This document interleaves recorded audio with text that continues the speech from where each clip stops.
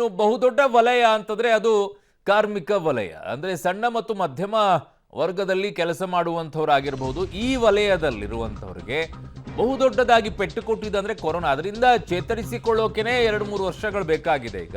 So ಹಾಗಾಗಿ ಆ ವಲಯದಲ್ಲಿರುವಂಥವ್ರಿಗೆ ಭದ್ರತೆ ಸಿಗುತ್ತಾ, ಆ ವಲಯಕ್ಕೂ ಕೂಡ ಭದ್ರತೆ ಸಿಗುತ್ತಾ, ಶಿಕ್ಷಣ ಮತ್ತು ತಂತ್ರಜ್ಞಾನ ವಲಯಕ್ಕೆ ಏನೆಲ್ಲ ಕೊಡುಗೆಯನ್ನ ಸಿಗಬಹುದು ಅನ್ನುವಂಥ ನಿರೀಕ್ಷೆಯನ್ನು ಇಟ್ಕೊಳ್ಳುತ್ತಾ ಇದ್ದಾರೆ. ಕಾರ್ಮಿಕ ವಲಯಕ್ಕೆ ಮೋದಿ 3.0 ಬಜೆಟ್ನಲ್ಲಿ ಏನು ಸಿಗುತ್ತೆ ಅಂತ. ಕಾರ್ಮಿಕ ವಲಯಗಳಲ್ಲಿ ಹೆಚ್ಚುವರಿ ಉದ್ಯೋಗ ಸೃಷ್ಟಿಗೆ ಪ್ರೋತ್ಸಾಹ ಯೋಜನೆ ಅಂತಿದ್ದಾರೆ. ಬಟ್ ಅವ್ರಿಗೆ ಸಮಸ್ಯೆ ಆಗ್ತಾ ಇರುವಂಥದ್ದು ಟ್ಯಾಕ್ಸ್ ವಿಚಾರದಲ್ಲೇ.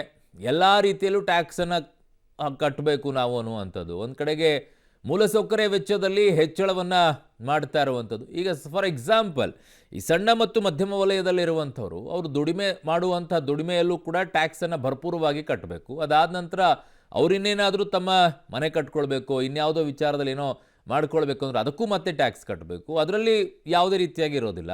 ಮಧ್ಯಮ ವರ್ಗದಲ್ಲಿ ಮತ್ತು ಸಣ್ಣ ಇದರಲ್ಲಿರುವಂಥವ್ರಿಗೆ ಒಂಥರ ಮೇಲಿಂದ ಮೇಲೆ ಏಟುಗಳು ತಿಂತಾನೆ ಇರುವಂಥ ವಲಯ ಅದು. ಅಸಂಘಟಿತ ಕಾರ್ಮಿಕರ ಸಾಮಾಜಿಕ ಭದ್ರತೆಗೆ ಯೋಜನೆಯನ್ನು ರೂಪಿಸುವಂಥದ್ದು. ಇಟ್ಸ್ ಬಿಗ್ ಅದು ಕಾರ್ಮಿಕ ವಲಯ ಅನ್ನುವಂಥದ್ದು ಬಹಳ ದೊಡ್ಡದಿದೆ. ಅದರಲ್ಲೂ ಅಸಂಘಟಿತ ಕಾರ್ಮಿಕರ ವಲಯ ಇದೆಯಲ್ಲ, ಅದಂತೂ ಬಹಳ ದೊಡ್ಡದು. ಅದಕ್ಕೆ ಸಾಮಾಜಿಕವಾದಂಥ ಭದ್ರತೆಗಾಗಿ ಯೋಜನೆ ಅಂತಿದ್ದಾರೆ. ಹೇಗೆ ತರಕ್ಕೆ ಸಾಧ್ಯ ಆಗುತ್ತೆ ಅಂತ ಇದು ಬಹಳ ಪ್ರತಿ ಬಾರಿಯೂ ಕೂಡ ಬಜೆಟ್ನಲ್ಲಿ ಇದೊಂದು ಬರುತ್ತೆ ಪ್ರಶ್ನೆ. ESI ವ್ಯಾಪ್ತಿಗೆ ಅಸಂಘಟಿತ ಕಾರ್ಮಿಕರನ್ನು ಸೇರಿಸಬಹುದು, ಅವ್ರನ್ನ ಸೇರಿಸ್ಬೋದು ಕರೆಕ್ಟ್. ಬಟ್ ಅವರನ್ನು ಕೆಲಸ ಮಾಡುವಂಥ ಕಂಪ್ನಿಗಳು ಕೂಡ ಅದಕ್ಕೆ ಅದೇ ಪ್ರಮಾಣದಲ್ಲೇ ಬರಬೇಕಲ್ವಾ. ಅದ್ರ ಶೇರ್ ಇರೋದು ಹೆಂಗೆ ಅಂತಂದರೆ ಕಂಪ್ನಿ ₹1,000 ಕೊಟ್ಟರೆ ಇವರು ₹1,000 ಅದರಲ್ಲಿ ಕಟ್ಟಬೇಕು ಅಂಥೇಳಿ, ₹2,000 ಕಟ್ಟಬೇಕು ಅಂಥೇಳಿ ESI ವಿಚಾರದಲ್ಲಿ. ESI ಇದಾಯಿತು. ಈ ವಿಚಾರದಲ್ಲಿ ಬಹಳ ಮುಖ್ಯವಾಗಿದೆ.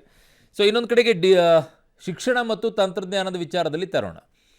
ನಾನು ಹೇಳ್ತಾ ಇದ್ದು PF ವಿಚಾರದಲ್ಲಿ. ಅದರಲ್ಲಿ ESI ವಿಚಾರ ಅಂತಂದರೆ ಅವರು ಯಾಕೆ ಅಂತಂದರೆ ಹೆಲ್ತ್ ವಿಚಾರದಲ್ಲಿ ಕೇಳ್ಕೊಳ್ತಾ ಇದ್ದಾರೆ. ESIಯಲ್ಲಿ ಹೆಲ್ತ್ ತಂದರೆ ಒಂದಿಷ್ಟು ಅವ್ರಿಗೂ ಕೂಡ ಅನುಕೂಲ ಆಗುತ್ತೆ ಅಂತ. ದಟ್ಸ್ ಎ ಗುಡ್ ಆಪ್ಷನ್, ಅದನ್ನು ತರಬೇಕು. ಅದನ್ನು ತಂದರೆ ಒಳ್ಳೆಯದು ಅಸಂಘಟಿತ ಕಾರ್ಮಿಕರಿಗೆ. ಇನ್ನು ಶಿಕ್ಷಣ ಮತ್ತು ತಂತ್ರಜ್ಞಾನಕ್ಕೆ ಆಫರ್ ಏನಾದರೂ ಇದೆಯಾ ಅಂತಂದಾಗ ಡಿಜಿಟಲ್ ಶಿಕ್ಷಣದ ಮೇಲೆ ನಿಯಂತ್ರಣಕ್ಕಾಗಿ ಹೊಸ ರೂಲ್ಸ್ ಅಂತಿದ್ದಾರೆ. ಸೈಬರ್ ಸೆಕ್ಯುರಿಟಿ, ಪರಿಸರ ವ್ಯವಸ್ಥೆಯನ್ನು ಬಲಪಡಿಸೋದು, ತಂತ್ರಜ್ಞಾನ ಚಾಲಿತ ಪರಿಹಾರಗಳ ಕಡೆಗೆ ಹೆಚ್ಚಿನ ಒತ್ತು ಕೊಡುವಂಥದ್ದು, ಸ್ಟಾರ್ಟಪ್ಗಳಿಗೆ ಇನ್ನಷ್ಟು ಪ್ರೋತ್ಸಾಹ ಸಿಗಬಹುದು ಅಂತ ಹೇಳ್ತಾ ಇದ್ದಾರೆ. ಸ್ಟಾರ್ಟಪ್ಗಳಿಗೆ ತುಂಬ ಹೆಚ್ಚಿನ ರೀತಿಯಲ್ಲಿ ಕೆಲಸಕ್ಕೆ ಮುಂದಾಗ್ತಾ ಇದ್ದಾರೆ. ಬಟ್ ಅವರಿಗೆ ಆ ರೂಲ್ಸ್ಗಳನ್ನು ಫ್ರೇಮ್ ಔಟ್ ಮಾಡಿಟ್ಟಿದ್ದೀರಲ್ಲ. ಈಗ ಯಾರಾದರೂ ಏನಾದರೂ ಶುರು ಮಾಡಬೇಕು ಅನ್ನುವಂಥದ್ದಾದರೆ ಅದಕ್ಕೆ ಒಂದಿಷ್ಟು ರೂಲ್ಸ್ಗಳನ್ನು ತಂದಿಟ್ಟಿದ್ದಾರೆ.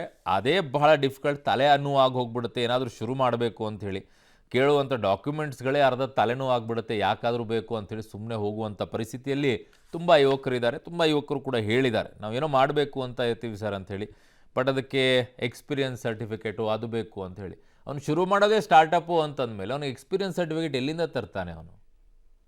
ಇಲ್ಲಿಂದ ತರ್ತಾನೆ. ತುಂಬ ಸರ್ಟಿಫಿಕೇಟ್ಗಳಾದ ವಿಚಾರದಲ್ಲಿ ಇದ್ದಾವೆ. ಸೊ ಅವುಗಳನ್ನು ಏನು ಮಾಡ್ತಾರೆ ಅಂತ ನೋಡಬೇಕು. ಈಗ ಸದ್ಯಕ್ಕಂತೂ ಈ ಎರಡೂ ವಲಯಗಳು ಬಹಳ ಮುಖ್ಯವಾಗಿರೋದು, ಸಣ್ಣ ಮತ್ತು ಮಧ್ಯಮ ವಲಯ. ಇನ್ನೊಂದು ಕಡೆಗೆ ಶಿಕ್ಷಣ ಮತ್ತು ತಂತ್ರಜ್ಞಾನ ಬಹಳ ದೊಡ್ಡ ವಲಯಗಳಿವು. ಸೊ ಇವುಗಳಲ್ಲಿ ಹೇಗೆ ಹೊಸ ಬದಲಾವಣೆ ತರ್ತಾರೆ ಅನ್ನೋದು ಗೊತ್ತಿಲ್ಲ ಈಗ.